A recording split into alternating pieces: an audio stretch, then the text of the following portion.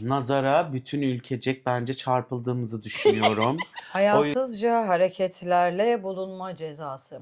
Evet, aldıkları suçun nedeni bu.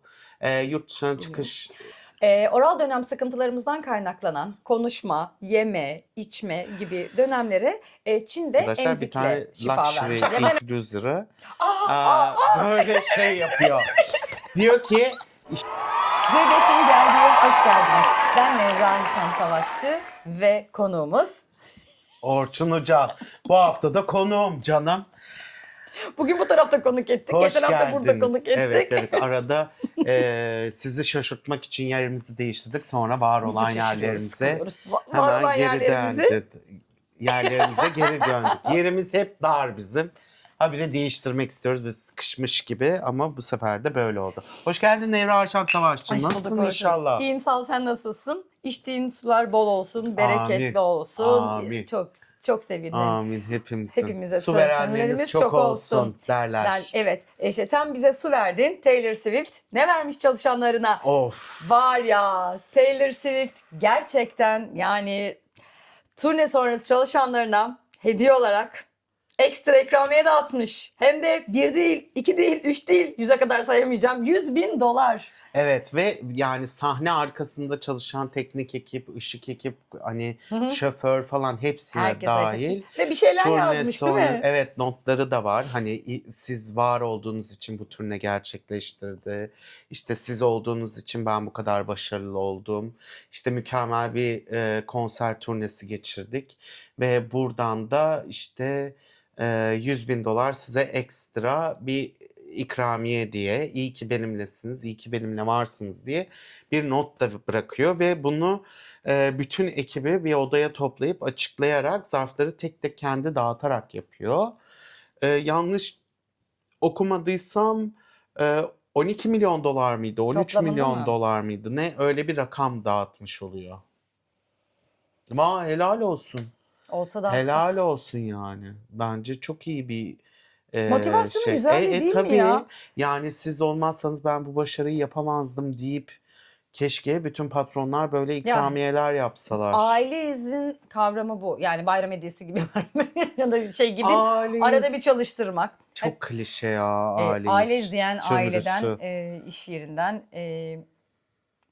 yani Bence işte güzel bir hareket yapmış Taylor Taylor Swift. Swift. Zaten onun bir ekonomisi çıktı. Gittiği Avrupa ülkelerinde, gittiği her ülkede konser Evet. verdiğinde Taylor Swift ekonomisi diye bir algoritma yarattı. Çünkü dünyanın her yerinden onun konserlerini izlemeye gelen insanların işte turizme can verdiği, oranın, o şehrin ekonomisini yükselttiği hakkında ve bunu da ekibine dağıtması gayet güzel. Mutluluk, umut Tebrik verici, ediyorum. umarım bir gün bizim de başımıza gelir İnşallah. diyebileceğimiz bir durumla karşı karşıya Konserlerin kaldık. yasaklanmadığı, üniversite festivallerinin, lise festivallerinin tekrar geri döndüğü, Evet. doya doya eğlenebildiğimiz gençlerin işte okula gittim, gece geri döndüm, şöyle oldu, böyle oldu, sınavı kazandım. Yani üniversiteye gerçekten üniversite yaşayabildikleri gibi bol bol işte rock'n'roll gibi, Barış Arak gibi, Zeytinli Rock Festivali gibi festivallerin olduğu olsun. Rock'n'Coke, Rock'n'Coke, Zeytinli Barış, Rock evet, Festivali, Barış Barış Arak, Arak, bu tür festivallerin olduğu. aynen.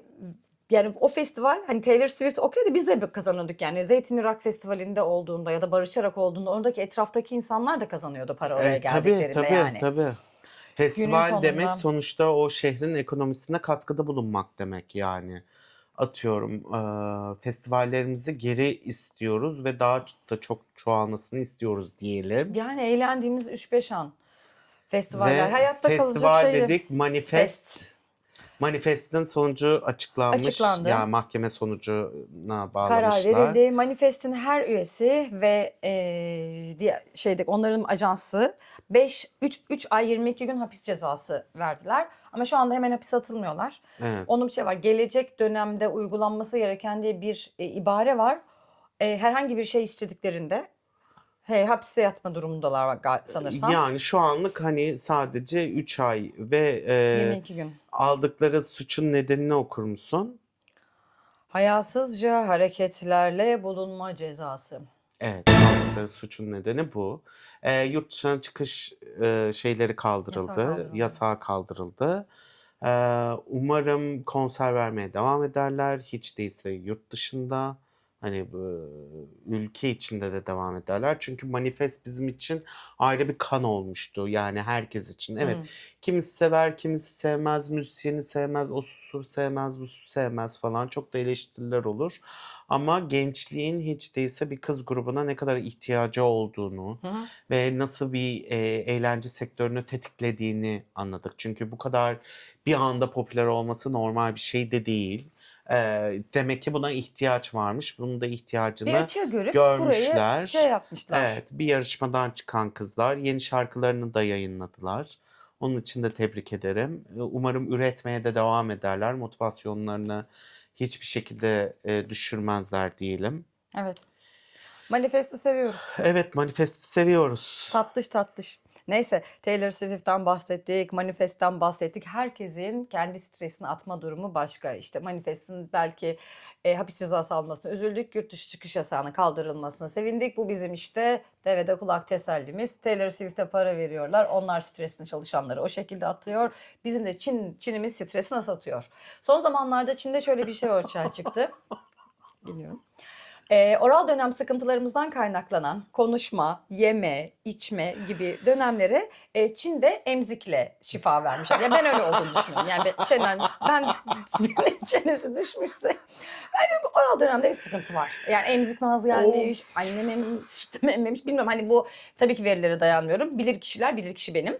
0-7 yaş grubu, travmatik anılara çözmeliyiz diyen psikologlar. Sizi çağırıyorum. 02'de ne var?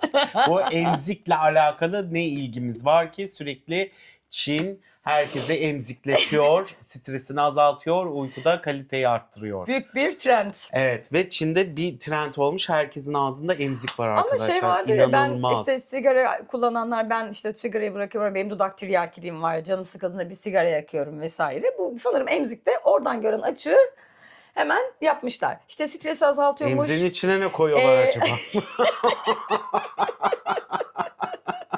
Yumuşak mı? Aynen, bilmiyorum. Emziğin içine neler koyuyorsunuz? Bir yorumlara yazın. Ama önemli olan Türkiye'ye de gelecek yetişkin emzikleri. Geliyor Bizim- mu? Tabii. Kim aldı? Kim? Aşkım Kapışmak. Türkiye distribütörü Aşkım Kapışmak. Emzikleri Çin'den bize getiren Aşkım Kapışmak. Büyüyemeyen ilişkilere aşkım kapışmaktan emzik. Emzik. Çok konuşma, emzikle. Emzikle. Emzikle. Aşkım kapışmak bunu çok iyi anlatır bence. Bu arada şey öğrendim bak, Aşkım Kapışmak'ın sonrası kitapları çıktı ya, biber var. Kırmızı biber yiyor konuşmalarında. Paprika. Aha. Acı biber değil o. Paprika biber. Acı mı o? Paprika Yo. acı demek değil mi? Bildiğin Paprika kırmızı kırmızı biber. biber işte. İşte kırmızı biber. Ha. Ondan sonra kırmızı biber bir yerden dedim, kırmızı biber işte kolyeler vesaire vardı. Kırmızı biber mi dedim. Hayır dedi, kırmızı biber İtalya'da şans getirir dedi. Bize de Aşkım Kapışmak biberi var dedim. Türkiye'de de şans getirir. Evet, aşkım kapışmak hepimize bir şanstır. Neydi? Çok iyi. Emzikleri işte ne? Aynen. Böyle küçük küçük Emziklerin söylüyor. acı ya, nerede var? aynen. Şiddete hiç karşı. Sıçarsın. Ya. Birisi bugün bir tane videosuna denk geldim. Aptal mıyım? Aldatıldım. Affettim. Sence aptal mıyım demiş. Böyle yapmış. Aptalsın. Kapatmış. Çok net. Çok iyi. Yeni Çok iyi personasına sürdürüyor. bayılıyorum. Evet, çok, evet, çok, ben de çok bayılıyorum. Çok güzel. Neyse, hiçbir sıkıntımız yok. Aşkım Kapışmanın kapışmak kişisinin çok özür dilerim. Aşkım Kapışmak. Kapışıyoruz. Kapışmanın bize Kapışıyoruz. verdiği Yarış. nimetlerden bir tanesi olacak. Bir de bir şey daha öğrendik. Ergenlik 32 yaşına kadar uzatılmış. Çok Yapılan şükür araştırma. be. Çok şükür be. Valla ergenliğimi tamamlayalı şöyle 6 yıl oldu. Bak 6 yıl sonra, 6 yıldır ergenliğimi tamamlamış Ben bir sana söyleyeyim. bireyim. Bence 32 3-5 yıl yaş. sonra ergenlik 40 yaşına kadar devam edecek. Artık bu Bence. hormonlardan mı, hormonlu yiyeceklerden Yiyeceklerden mi bilemiyorum. Zaten 30 yaşındaki adamda 50 yaşında gözüktüğüne göre ya da 24 yaşındaki kadında işte 40 yaşındaki kadınla neredeyse aynı gözüktüğü için bence hormonlu gıdalar ya da ne yediğimizi bilmediğimiz gıdalardan dolayı olduğunu düşünüyorum. Estetikte birbirine Yani evet, benzetiyorlar ya Avrupa hepsini. reddediyor, biz habire yiyoruz o bütün gıdaları. Helali hoş olsun. diyoruz. Sonra şeklimiz şemalimiz masaya sulak yerde yetişmiş gibi. Herkes 18 yaşındayım diyor çocuk. Adeta bir bakıyorsun. Hey yavrum hey, Yetişkin. hayat senin üstünden geçmiş diyorsun. Ya Yani. dertler Tabii canım. olmuş. Aynen öyle. Dünyanın totusuna parmağı takmış geziyor gibi bir durum. Ne Aynen yapsın onun öyle. da çilesi ayrı ergen. Çok, Bak çok çok zor. haklılar ya. Hayat Yani çok hakikaten zor. biz gençliğimizde o yaşta Hayat hakikaten çok zor. Bir tane program izledim arkadaşlar. Bir tane luxury influencer'ı böyle şey yapıyor. Diyor ki işte diyor yani oraya gitmek için aylar önceden hazırlanıyorum. İşte o lüks mağazanın VIP mağazasına gitmek için işte kombinasyon hazırlıyorum. Neler alacağımı ayırıyorum falan filan. Karşı tarafta diyor ki hayat çok zor. İşin o seni kadar zor anlıyorum ki. diyor. Sabah Aynen kalkıyorsun. yani o Ne hazırlanmak, o giyeceğime karar kaos. veriyorsun. Yani lüks bir influencer olmak yani aşırı zor. Yani valla Allah sabır kolaylık versin diyorum. Ne Bir diyeyim? de aynı şeyde şuna denk geldim. İşte kullandıkları çantaların ya da eşyaların luxury bireye soruyor karşısındaki sunucu birey. Sahte çantayı anlarım. Yürüyüşünden anlarım. İnsanın kalitesinden İnsanın anlarım de. kalitesinden, çantasının Aynen. gerçek. Şimdi ben kendime baktım. Yani Hemen ne demek o? aynalama Hemen yaptın. aynalama yaptım. Yani benim kaliteli olup olmadığımı neye göre anlıyorsun? Ya havalı mısın değil misin gibi diyor. Ama Hani yani nasıl yürürsen kaliteli yürüme. Ben o kısmını hiç şey yapamadım. Hani derler ya hani yurt dışındaki farklı, Türkiye'deki farklı. Yani yurt dışındaki insanların zengin olup olmadığını anlamazsın ama yani yani üst hangi yurt Türkiye'de dışı? Hangi yurt dışı o? Bilmiyorum. Orta Doğu'da gayet iyi anlıyorsun. Dubai'ye git anla. anla. Yani hangi yurt dışı? Hangi yurt dışı? Türkiye'de ama insanların zengin olup olmadıklarını direkt üstlerindeki kıyafetlerden gösterme çabaları var. Arabalarından. Yani şimdi Ama o kavram biraz değişti sanki. Bir tık değişti yani. olumlu mu anlamında, olumsuz anlamında Olumlu mı? anlamında diyorum. Yani oldu? artık mesela Acun'u düşünelim. Adam sırf siyah basic tişört giyiyor. Ama şöyle bir şey var. Şimdi Acun Ilıcalı'yı herkes biliyor. Şimdi herkesin görünme ihtiyacı var ya. Sokağa çıktığında ya da tırnak içinde benim geldiğim insanlarda e, Acun'u ya da selebriti insanları bir kenara Ha. koy. Tamam. Yolda yürürken ya da bir mağazaya gittiğinde saçının atışından, üzerinde bilmem ne marka bir şey almasından konuşurken ay tabii ben burada yemek yiyorum, başka bir yerde yemek yemiyorum. Yani yaşamak yerine orada, o anda yaşamak ya da o kaliteli ürünü girmek yerine o kaliteli ürünün ne kadar daha fazla gösterebilirim üzerinden kıyafetler satılıyor. Üzerinde girdiği A markası ne kadar fazla logosu var onu göstermek üzerinde. Yani görünme ihtiyaçlarını Ama geldikleri parayla. Bizim böyle bir logosu mevzumuz olmayan yok. şey kaldı mı artık ya ürün? Çok O- az var. Yani Çok bir de lüks markalarda çok az yapanı var bunun yani. Hani Hakko ailesi yapıyor mesela. Hani örnek verirsek tamam. logosu olmayan işte çok sade ama işte kumaşı kaliteli bilmem ne falan. Arz talep meselesi Ama işte. İnsanlar diğerleri arz talep meselesini bunların bize dayatması mı bilmiyorum. Tırnak içinde Gucci bir şey giydiğinde üzerinde Gucci yazmayan Gucci'nin seçenekleri de var. yok. Nasıl yok? Çok az Ayşem. Şu an için çok Aşırı az. az. Para Aşırı el az. değiştirdiği için işte. Monogram her yerde yani. Tamam. İnanamazsın. Bir tane mesela siyah ben bir tane şişme mont gördüm. Simsiyah böyle. Ben zaten şişman olduğum için şişme montu çok tercih etmem. Ama böyle güzel bir değişik bir duruyordu. Bir giydim. Işığın altına bir geçiyorsun. Monogram var her yerinde. Bütün markası şey oluyor. Bilmiyordum onu. Yani böyle inanılmaz. Artık öyle yok gibi bir şey. Yani ben mesela Adidas'ı çok severim. Hani Tamam, bilirsin evet. Adidas'ı da çok Evimize sevdiğimi. severim, Adidas'ın her yerinde var. Ve onun Ama şekline Adidas göre luxury şeyler değil de var. yani. Evet, Unique luxury değil. ürünleri Aynen. olabilir, bulunabilir. Bunlar için de hani Adidas 3 çizgisi hep vardır mesela Ha, evet, sweatshirtlerinde. aynen. Yani bunda bir şey artı olmaz. Ama o gelen insanlar işte giydiği kıyafetinden, ayakkabısından vesaireden buram markayla bana geliyor. Ben bu kadar para harcıyorum diye Hı hı, geliyor. Yani evvelden insanların böyle bir şey yoktu. Utanma vardı. hı hı. Utanma duygumuzu da kaybettik ya. Hani evvelden çok para kazanıp yanındaki arkadaşın senden daha az kazandığında şey vardı. Yani benden daha fazla paraya sahip olan arkadaşlarla bir yere gittiğimde benimle birlikte aynı şeye girerlerdi. Kafede yemek yerlerdi. Onlar için önemli değildi mesela o hamburgercide ya da o pizzacıda yemek yemek. Evet.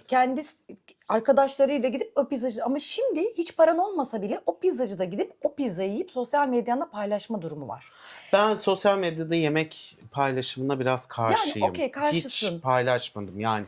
İçki evet paylaştım, rakı sofrası paylaşırım. Ben hani İşte ne bileyim içtiğim kokteyli paylaşırım. Hani onları paylaşırım. İçkiye okeyim ama paylaşabilirsin ama çünkü sırf referans içki biraz noktası bu tercih. olduğumuz. Ha, Hani tercih. tercih olduğu için ama yemek bizim has gıdamız yani. Hani yemesek ölürüz de. Ha, Yemek öyleyse hiçbir tercihim. zaman paylaşmam. Yani şöyle bir şey yedim falan filan gibi Hani bir paylaşımım onların olmaz. göstermek istediği olabilir. Yani bilmiyorum ya, biz hani o insanlara işte ne bileyim birilerine kaç paralık insansın, hani ben buyum, ben şuyumu çok kılığımızda kıyafetimizde göstermeye başladık. O yüzden öyle mesela luxury adamın da e, gerçekten Şimdi bir oradan dakika bir şey geldik. söyleyeceğim. Kaliteli Yeni insanı. para, eski para. Evet. Nasıl değişti? Nasıl Ya değişti? ama bir şey Nasıl soracağım. değişti? O Bak, Yeni Para dizisinde neler? ve Eski Hayır. Para dizisinde Hayır, çok ama özür dilerim.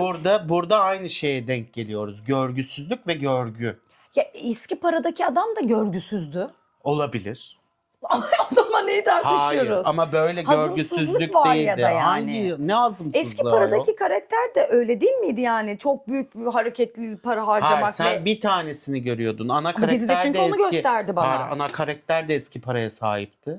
Ana karakterin böyle kızın işte o şekilde mi yaşadığını düşünüyorsun? Yani bunlar aslında birer Hayır, tercih. şimdi Eski Para'nın Bunlar temsili olan tercih. erkek karakteri ve Yeni Para'nın temsili olan erkek karakterinden bahsettim ben. Orada ikisi çatışıyordu ya kız Ha, üzerinden. evet. Tamam, Eski Para'nın sahibi de kendisine görgüsüzce ve tuhaf bir şekilde parayı hizmetçisine tavrı vardı yani. Hani ceketimi götür. Bir asansörle evden iniyordu. Anladın mı? Sonra gidip Yeni Para sahibi, "Ha, böyle Evinde bir evde mi asansörü yaşıyorsunuz?" varsa yani. Hayır, tavırdan bahset. Şimdi ben Şimdi yolda o kadar fakirim oturuyorum. ki evin içinde Evimde asansör olan ev asansör var. görmedim. Her gün 4 kat mı inip çıkacağım yahu?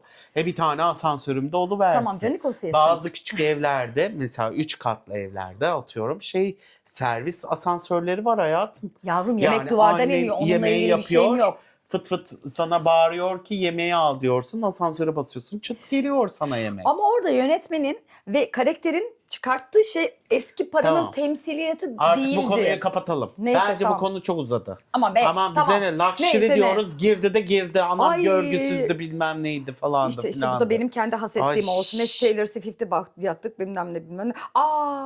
Abi neyse işte utanma ar duygumuzu nerede kaybettik? Bak hemen diğer konuya bağlıyorum.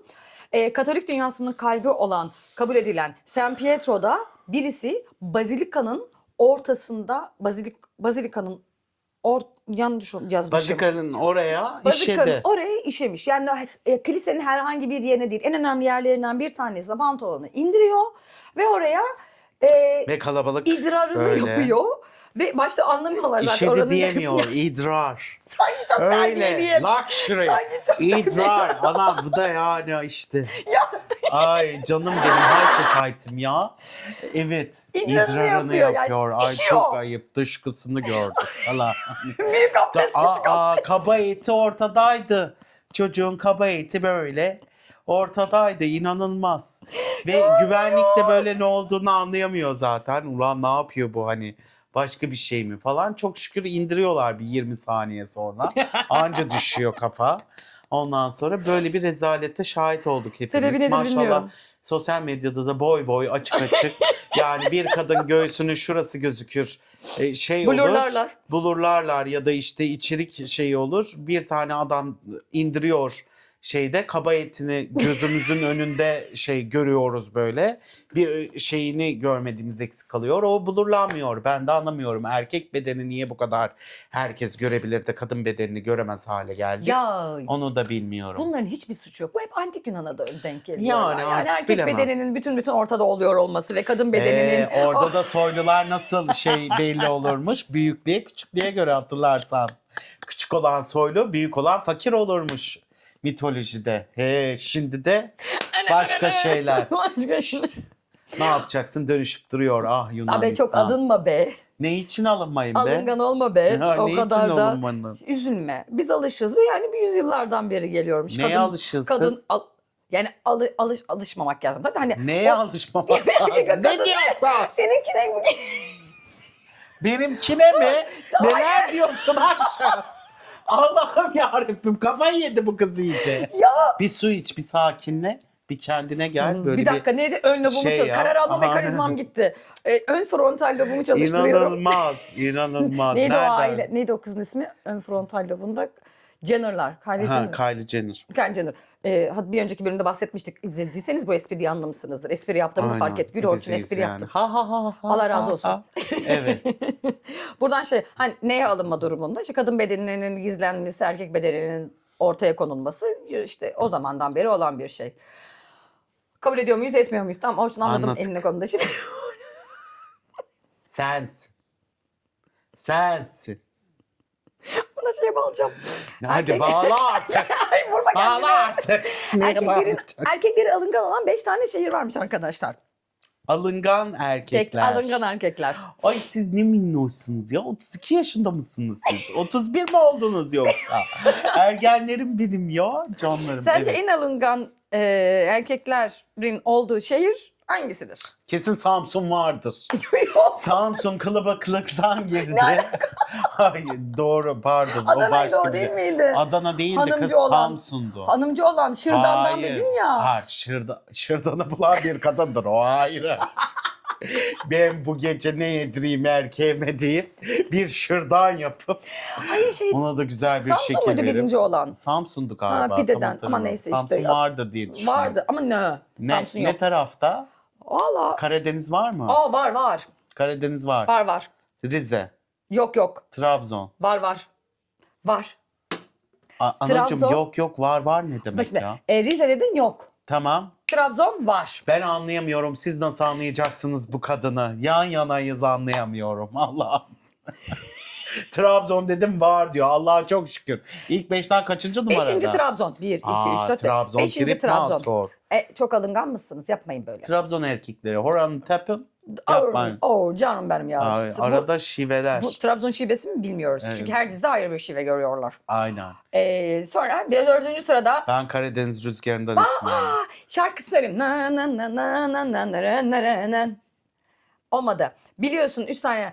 Nay nay nay nay nay nay nay nay nay nay nay. Bulunmaz eşin. Malatya. Hayır kulağım yok da Malatya. dinlemiyorum ben. Ama ben bu şarkıyı bilmiyorum ki. Sorsam Malatya. sana. Benim için Malatya Diyarbakır iki yoldur. diye Biri söyle. sağ biri soldur. Ben onu bilirim. Malatya Oluyormuş. iki yoldur. Biri sağ biri soldur. Biri sağ biri soldur. Ben bunu biliyorum. Evet doğru. Ben de değil. Bulunmaz işini biliyormuşum. Malatya 4 numara 4 numarada Malatya var. Vay be Malatya. 3 numaraya geliyorum. Evet 3 numara. Hadi gene bir şarkı. Sivas. Bilmiyorum. Sivas mı? Aa, Sivas'ın yollarına çıkarım dağlarına. Sivas'ın Sivas. erkekleri trip. Trip Hiç, değil, alıngan. Alıngan. Alınganlık yapılan bir şey, trip atılan bir şey. Aynen, o yapılıyor, diğeri atılıyor.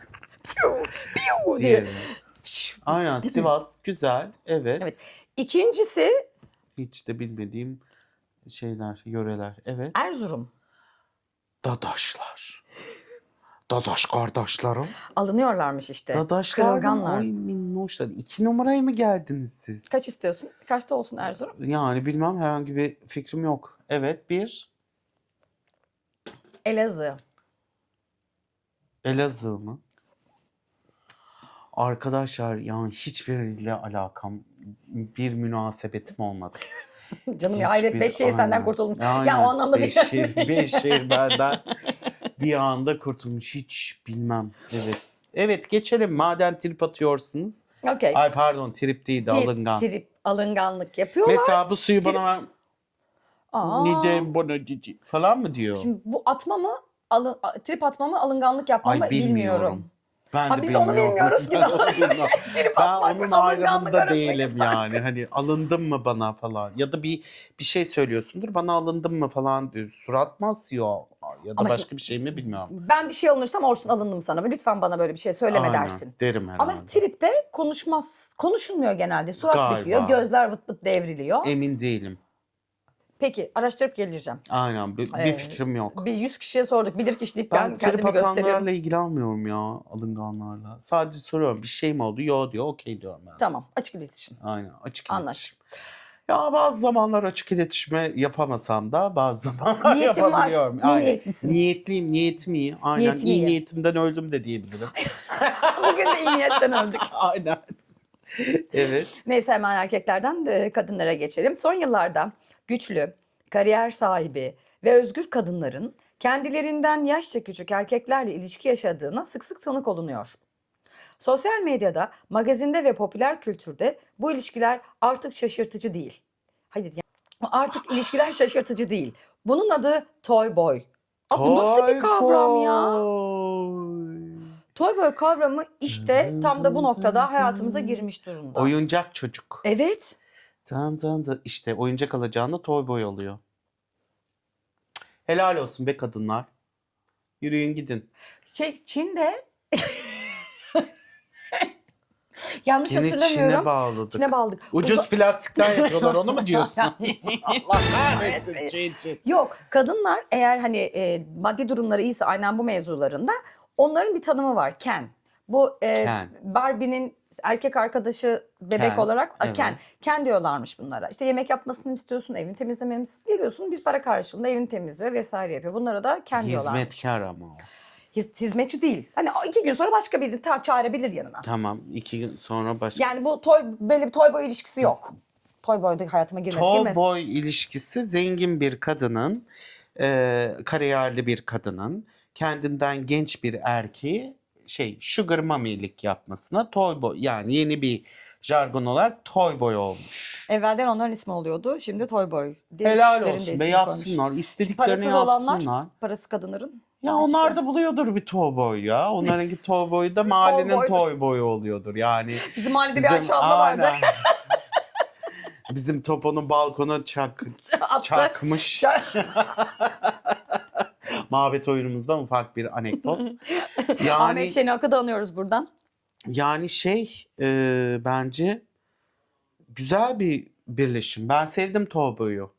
Toy boyculara desteğimdir. Arkanızda helalimdir. Aşk Arkanızda aşkı helal. arkadaşlar. Ben Love çok is değişik love. şeyler Bunun söylüyorum. yaşıdır, Evet. bir şeydir, Olmaz. A'sıdır, B'sidir, C'sidir, Ama bir parasını ünvanıdır, bir verip de titretidir. bir çocuğu da eğitmek iyidir. Haydi bakalım. Helal olsun. Devam et. Devam et. Devam et. Benim canım ablam. Okey, şimdi size geldim 2026'ya doğru yaklaşırken yavaş yavaş her hafta size bazı bilgiler vereceğiz. Bizim bir ara böyle nazardır, evet. şudur, bu 7-7'dir, manifesttir, bazı şeyleri varmış. Bugün nazardan korunma ve temizlenme yöntemleriyle ilgili bir Temizleniyoruz. işte bu Çakralarınızı ibadet- vurdunuz, çürüdü çakralar. Şimdi başka bir yöntem deneyin. uzman görüşü gerçekten bu, ben değilim. Uzmanmış. Uzman birinin Kendini görüşünden. öyle beyan etti, biz de hemen inandık. Ben hemen inanırım, hiçbir sorgulamam. Aynen, hiç. Bak ondan sonra işte sormuşlar bu uzmanımıza. Demişler ki nazar boncuğu. Siz de nazar boncuğu için işte nazardan korunmak ve temizleme yöntemlerinde nazar boncuğu kaç puan almıştır? Ben bu nazar bilirkişi boncuğu tarafından. severim. Biz de severiz. Nazar boncuğu takan bir insanımdır. Çeşitli evin herhangi bir yerlerinde küçük nazar boncuklarım vardır. Hı hı. Nazar boncuğu her zaman benim hayatımdadır. Kırmızı rengi olsun, mavi rengi olsun. Cam olmasına özen gösteririm. Çünkü o çatlar. Hı hı. Cam çatladığı zaman da nazarım çıktı derim. Hı hı. İlla bir bardak sirke, Yunan mıyım ben habire tabak bardak çanak kırayım yani. Hani öyle bir şey de yok. Paşa bahçe almış başını gidiyor. Biliyorum. Neyse. O yüzden de böyle nazar boncuğuna inanırım. Ama bu bilirkişi kendini beyan ettiği için bence nazar boncuğunu boklamıştır. Evet, bokladı. Aynen, nazar boncuğuna tükaka demiştir. Çünkü neden? Ucuz. Ya O yüzden. O zaman ya bu bilirkişi luxury. Luxury. Luxury bilirkişi. Değil değil. Negatifi çektiğinden de söz etmiş. Demiş ki negatifi çekiyor demiş. O yüzden nazar boncuğu bulundurmayın demiş. Yani biz hiç böyle görmedik analarımızdan, atalarımızdan, anneannelerimizden. Aynen, ben nazar boncuğu mantığına inanırım ya. O inançla ilgili. Yani şey de yapmam. Ay, nazar boncuğunu taktım, kesin benim başıma bir şey gelmez gibi bir evet. mantıkta da olmam ama Seviyoruz. nazar boncuğunu severim ya. Onu görünce maşallah aynen değil mi? O öyle. eşya. Bence enerjisini de severim. İkinci sıra dua. Dualardan bahsettim. Şimdi biliyorsunuz okunmuş su içmek ya da dua okumak, gece yatarken bir dua okumak, başınıza bir şey geldiğinde ya da bir yola çıkmadan önce okuyor, amin yapıyorsunuz sandım. Kız meğersem Evet anlamış. anacığım. Doğada dualardan ve ayetler okumak tabii ki 10 puan almış Evet. bilirkişimizden. Peki ben burada sorarım. Buyurun dinliyorum. Ateistler ne yapıyor? Hemen söylüyorum. 10 puan verdiği başka bir olayını söyle. Defne yaprağı ve üzerlik yakıyor. Bak, defne yaprağı. Defne yaprağı Biri ve bana şey üzerlik. demişti. Defne yaprağı güve ya da böceklenmeyi kovar. Doğrudur. Hani gardıropta, ben o yüzden gardırobumda bulundururum defne yaprağını bol bol. Hurçların içine koyarım bol bol. Hani oradan şeyler olsun diye. Lavanta koyardım ben. Ben defne Odamda yaprağı koyuyorum, lavanta bir da de var. beyaz sabun koyuyorum. Beyaz sabun Kokulu hep vardır. sabun. Hala da beyaz yapıyorum kalıp. işte, eski adetler. Adetler. Normalde üzerliği bilirdim ama ben defne yaprağının yakılmasını bilmiyordum. Ben de bilmiyordum bu arada Ada yakılmasını. çayı ve üzerlik yakarmışız. İşte burada perşembe akşamları özellikle defne yaprağı ve üzerlik tohumunu birlikte karıştırıp tütsü olarak yakmanız evdeki kötü enerjiden ve nazardan sizi koruyormuş. Evet. Aynı zamanda işte söylediğimiz duaları da işte söylüyorum hangi duaları okunacağını. Tamam. Kelam suresinin Kalem 51 kağıt hazırlayın, yazın bunları. Kelam Önemli. suresinin 51. ve 52. ayeti ve Nas ve Felak surelerini okuduktan sonra o duayı okumak ya da o duanın okunduğu bir suyu içmek sizi kötü enerjiden, nazardan koruyor. Aynı zamanda kaya tuzu da bir gerçek ama kaya tuzuna 3 puan vermiş bilirkişimiz. Ama kaya tuzunu da eksik etmeyin demiş. Evin her köşesine yapın, böyle negatifi falan çeker demiş. Kaya tuzundan yapılan Acaba ne lambalar bir kadar da ara. beri yenilemek lazım o kaya tuzunu? Hiç onu bilmiyorum ya. Önemli ayrıntılar. Önemli bunlar. ayrıntılar. Senelerce bir avuç kaya tuzu ne kadar emecek? Lamba olarak kullansınlar onu. Kaya tuzundan Yani, lamba falan bilmiyorum. yapıyorlar diye. Başka bir taş vesaire de oluyor. Doğal taşlar. Ne oldu acaba? Neye gülüyor? Bizde de paylaş. Nevra Ayşem Savaşçı. Ne? Şap taşı. Evde şap taşı bulundurmak. Aktardan alınan bir şap taşı. Şap taşı Hep ne ki? kötü enerji. Bilmiyorum ben hep şapı Şap. duydum ben. Şap yiyenleri biliriz. Evet. Şap taşının varmış. Şap taşı kötü enerjiyi emdiği için şap 40'ından taşına da sonra 6 puan vermiş. Şap 40'ından temizler. sonra herkese şap Şap temizler. temizler. Öyle demiş. Şap taşı. Şap taşı alın. Kaç puan vermiş? 6 puan. 6 puan.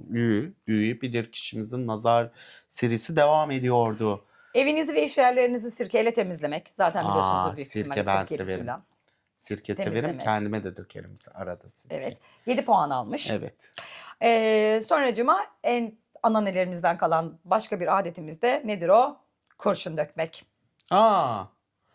Evet. Kurşun dökmek iyidir. Ama kurşunu ehil birinin döküyor olması sizi kötü enerjiden ve negatif düşüncelerden temizleyecek, nazardan koruyacak. Başka da bir şeyimiz yok herhalde. Bu kadar. Bu İyi, kadar. güzel. Bunları alın, kullanın Güzel. tepe tepe. Uygulayın. Büyük bir ihtimalle uyguluyorsunuzdur eğer inananlar varsa. Evet, nazara bütün ülkecek bence çarpıldığımızı düşünüyorum. O yüzden bu kaç maddeydi bilmiyorum. 8 maddeydi sanırım. 8 maddenin hepsini ülkecek aynı anda bir gün belirleyelim. Mümkünse Perşembe. Perşembe Evet, akşamları Perşembe akşamları. Neden bütün Perşembe? ülke olarak bir tanesini madde her hafta Yapsak. yapalım. Belki üzerimizde o çöken nazar şeyinin aurasının artık ya da neyse haresini kırarız belki diye düşünüyorum. Belki o gün uyandığımızda güneş doğmuş olur. Evet. Sabahın köründe yola Aynen. çıkmayız. Belki o Aynen. gün onu hepimiz toplumsal enerjiye de inanıyoruz ya, evren enerjisine de inananları dinleyelim. Evet. Dinlemedik de ne oldu? Bence de bunu bence bir düşünelim. Yorumlarda buluşalım. Yorumlarda günümüzü belirleyelim. Bütün bizi izleyen kaç kişi varsa, artık bu aralarda izlenmemiz düştü. Neden öyle oldu bilemiyorum. Nazar. Evet, bize de değmiş olabilir. Ben de kamerayı falan bir böyle defne yaprağı falan filan bir şeyler yapacağım. Ondan sonra belirleyelim yorumlarda, aynı gün aynı saatte bu döngüyü beraber kıracağız. Ya Evet. tıpkı şeydeki gibi mavi dolunay. Ha, Ya mavi kapı donlar. açılsın. Aynen öyle. Bunlar boşta yazılmadı arkadaşlar. Ya neler Bunlar neler. bilerek yazılıyor. Bizim Tabii. bunu hazırlıyorlar. Tabii. Paranoyak zaman- falan değilim. Bu haftalıkta bu kadar diyoruz. Haftaya görüşmek üzere diyoruz efendim. Kendinize dikkatli bakın. Dikkatli bakın. Dikkat Aynen. edin. Hayırlı Etrafınıza pazarlar. da bakın. Değil mi? Hayırlı pazarlar. İyi pazarlar, iyi haftalar haftalar diliyoruz. olsun şimdiden. Hoşça kalın. Hoşçakalın.